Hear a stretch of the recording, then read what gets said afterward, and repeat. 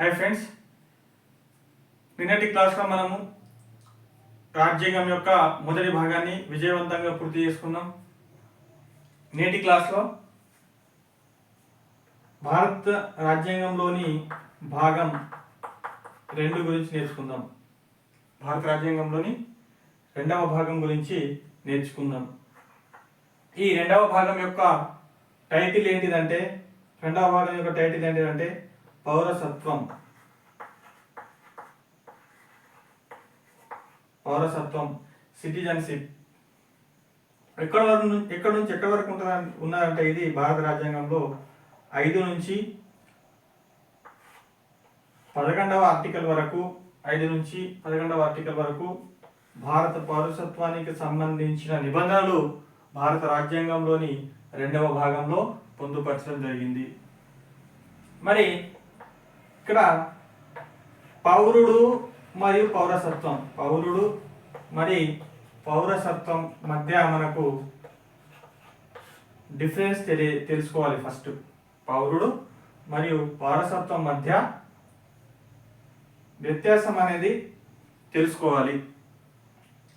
పౌరుడు అంటే ఏంటిదంటే ఏదేని రాజకీయ సంస్థ యొక్క చట్టపరమైనటువంటి సభ్యుడు, ఏదేని రాజకీయ సంస్థ యొక్క చట్టపరమైన సభ్యుడు, ఏదేని రాజకీయ సంస్థ యొక్క చట్టపరమైన సభ్యుడిని ఏమంటామంటే పౌరుడు అంటాం. లేదా లేదా లేదా రాజకీయ సంస్థలో సభ్యుడిగా ఉండి ఎన్నికలలో పోటీ చేసే అధికారము, అదేవిధంగా ఎన్నికలలో ఓటు వేసే అధికారాన్ని కలిగినటువంటి వ్యక్తి ఆ వ్యక్తిని ఏమంటామంటే పౌరుడు అంటాం. క్లియరా? నెక్స్ట్ పౌరసత్వం అంటే ఒక రాజకీయ సంస్థలో సభ్యత్వం ఇచ్చినప్పుడు ఏదైనా ఒక వ్యక్తికి, సపోజ్ ఒక ఎక్స్ అనే వ్యక్తికి రాజకీయ సంస్థలో సభ్యత్వాన్ని ఇచ్చినప్పుడు, చట్టపరమైన సభ్యత్వాన్ని ఇచ్చినప్పుడు ఆ ఇచ్చే ప్రక్రియని ఏమంటామంటే పౌరసత్వం అంటాం. ఇది చిన్నగా small difference between citizen and citizenship. పౌరుడు మరియు పౌరసత్వం మధ్య చిన్న డిఫరెన్స్ ఇది. తర్వాత ఇందులో ఉన్నటువంటి ముఖ్యమైనటువంటి నిబంధనలు మనం తెలుసుకుంటే, మొదటి నిబంధన భాగం 2లో 5, ఆర్టికల్ 5. ఈ ఆర్టికల్ 5 ఏమని తెలియజేస్తుందంటే, భారత రాజ్యాంగం అమలు సమయంలో భారత రాజ్యాంగం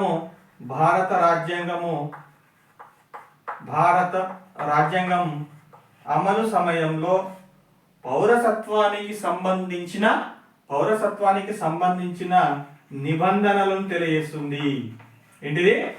భారత రాజ్యాంగ అమలు సమయంలో పౌరసత్వానికి సంబంధించిన నిబంధనలను, రూల్స్లను, రెగ్యులేషన్ను తెలియజేసేది ఏది అంటే ఆర్టికల్ 5. తర్వాత ఆర్టికల్ నంబర్ 6, నిబంధన 6. ఈ 6వ ఆర్టికల్లో ఏమని విషయం ఉందంటే, పాకిస్తాన్ నుంచి భారత స్వాతంత్ర సమయంలో పాకిస్తాన్ నుంచి భారత్కు వచ్చినటువంటి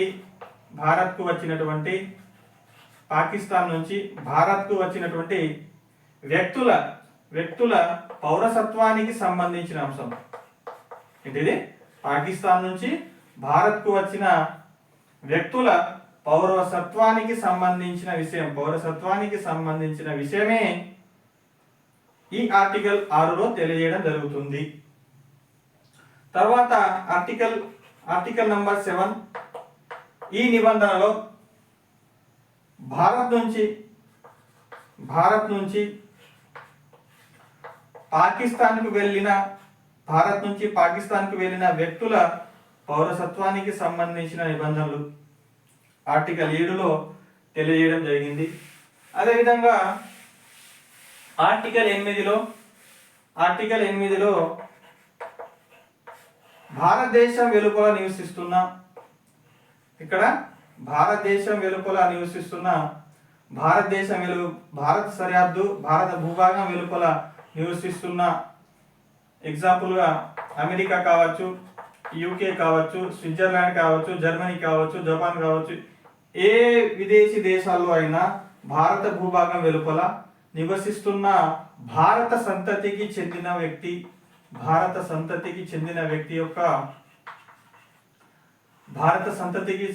యొక్క పౌరసత్వానికి సంబంధించిన నిబంధనలు ఈ ఆర్టికల్ 8లో తెలియజేయడం జరిగింది. ఏంటిదంటే భారతదేశం వెలుపల, భారత భూభాగం వెలుపల, భారతదేశం వెలుపల నివసిస్తున్న భారత సంతతికి చెందినటువంటి వ్యక్తుల పౌరసత్వానికి సంబంధించిన నిబంధన ఏ ఆర్టికల్ తెలియజేస్తుందంటే ఆర్టికల్ నంబర్ 8. ఓకే, తర్వాత ఆర్టికల్ నంబర్ 9. ఇందులో భారత పౌరుడిగా ఉన్నటువంటి వ్యక్తి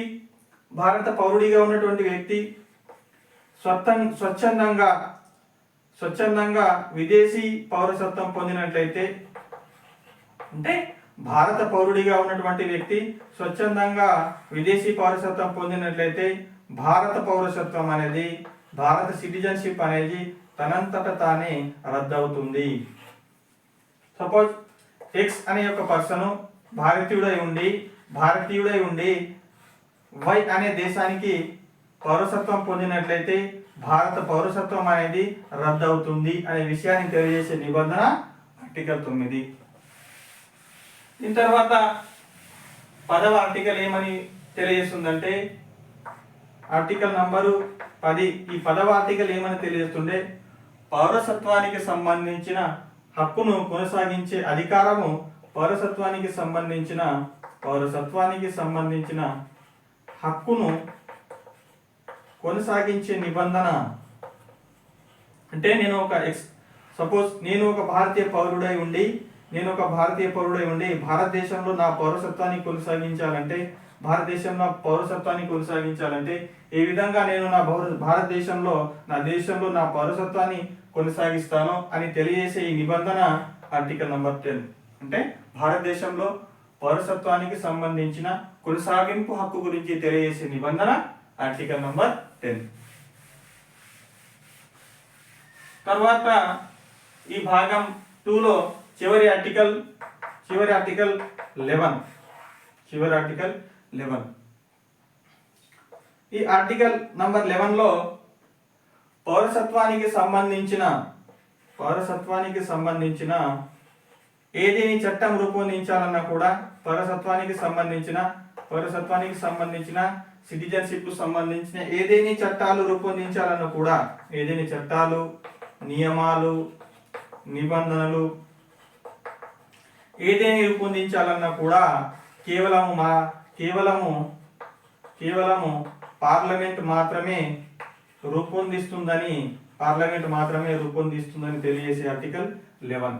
అంటే భారత పౌరసత్వానికి సంబంధించి చట్టాలు కానీ, నియమాలు కానీ, నిబంధనలు కానీ రూపొందించే అధికారం కేవలం భారత పార్లమెంట్ కు మాత్రమే ఉందని తెలియజేసే ఆర్టికల్ నంబర్ 11. ఏ ఆర్టికల్ అది? Article number 11. ఇది భారత రాజ్యాంగంలోని భాగం 2లో ఉన్నటువంటి 5 నుంచి 11 వరకు ఉన్నటువంటి ఆర్టికల్లను ఈరోజు మనం చాలా స్పష్టంగా తెలుసుకున్నాం. తర్వాత క్లాస్లో మనము భారత రాజ్యాంగ పౌరసత్వ చట్టం గురించి, కాన్స్టిట్యూషనల్ అమెండ్మెంట్ యాక్ట్ 1955 గురించి నేర్చుకుందాం. Okay, thank you.